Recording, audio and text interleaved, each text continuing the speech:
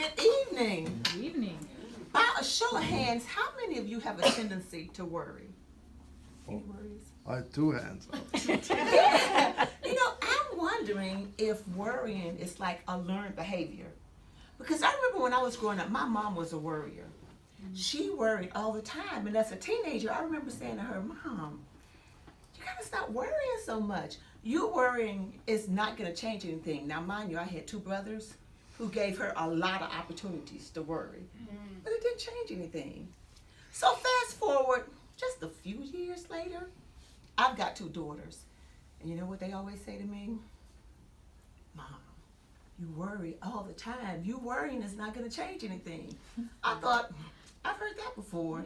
You know, I read this study about worrying, and it turns out that only 85% of the things we worry about ever happen. Whew, I was so happy to read that till I did the math. I was like, so wait a minute, does that mean the other 15% of the things are gonna happen? Oh my God, I was like almost petrified. And so I decided to turn to a trusted source of wisdom and good data. Facebook. And I'm so glad I turned to Facebook because I stumbled upon this little cartoon, and it was a little girl playing out in the rain, and the caption read, "Choose joy." And it went on to read that life will always have complications. So don't wait for it to be easy. Don't wait for things to be simple. Regardless of what's going on, choose joy. Because if you wait for everything to line up, you may just run out of time. I thought, wow. Yesterday, I had the privilege of hearing a young couple share their story about when they found themselves in that 15% of things that actually happen. But here's the kicker. They never worried about that. It never crossed their mind that they would find themselves in that position.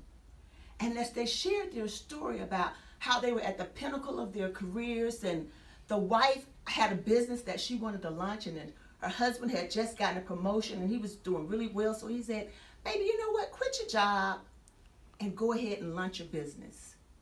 And so she did. And I think it was like 6 months later, she's pregnant, he goes blind. Oh. Nobody's working. And they're like, oh my God.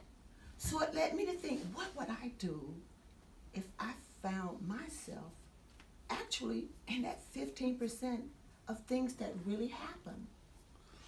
And I thought, you know, I've got to do something different.